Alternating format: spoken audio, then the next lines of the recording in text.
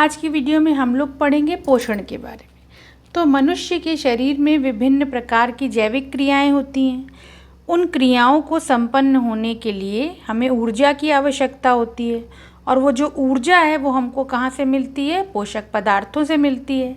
लेकिन ये जो पोषक पदार्थ हम ग्रहण करते हैं वो जटिल, अघुलनशील कार्बनिक पदार्थ के रूप में होते हैं।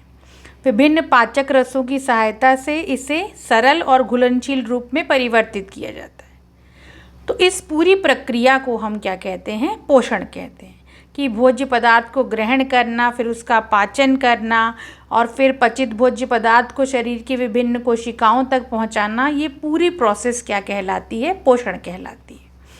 पोषण के 5 चरण होते हैं: भोजन का अंतर्ग्रहण, पाचन, अवशोषण, श्वांगीकरण और बहिक्षेपण। भोजन का अंतर्ग्रहण। भोजन किस प्रकार से शरीर के अंदर डाला जाता है, इस क्रिया को भोजन का अंतर्ग्रहण कहते हैं। अलग अलग जीवधारी अलग अलग प्रकार से भोजन का अंतर्ग्रहण करते हैं। जैसे मनुष्य हाथ से करता है, पक्षी चोंच से करते हैं, मेढक अपनी जीभ से करता है, 4 पैर वाले मुंह से खाते हैं। तो अलग अलग जीवधारी अलग अलग प्रकार से भोजन का अंतर्ग्रहण करते हैं। दूसरा जो स्टेप है वो क्या है? पाचन है। तो जो भी अंतर्ग्रहित भोज्य पदार्थ होता है वो जटिल रूप में होता है, अघुलनशील रूप में होता है। तो पाचक एंजाइम उस पर क्रिया करते हैं और क्रिया करने के बाद वो सरलतम रूप में, घुलनशील रूप में परिवर्तित हो जाता है। जैसे कार्बोहाइड्रेट है तो जब पच जाएगा तो वो ग्लूकोज बनाएगा, प्रोटीन पच जाएगा तो एमिनो अम्ल बनाएगा, और वसा पच जाएगी तो वसीय अम्ल और ग्लिसरॉल बनाएगा। तो इस तरीके से जो है भोजन का पाचन होता है। अवशोषण। छोटी आंत की भीतरी भित्ति में रोएदार कोशिकाएं होती हैं जिसे रसांकुर की कोशिकाएं कहते हैं।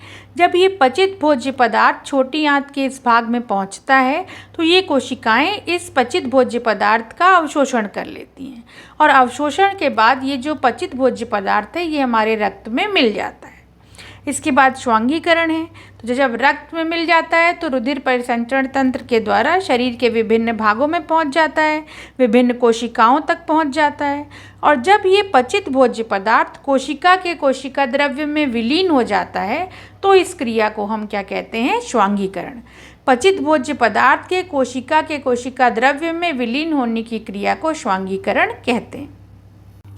मल परित्याग या बहिक्षेपण। तो अपचित भोज्य पदार्थ के शरीर से बाहर करने की क्रिया को मल परित्याग या बहिक्षेपण कहते हैं।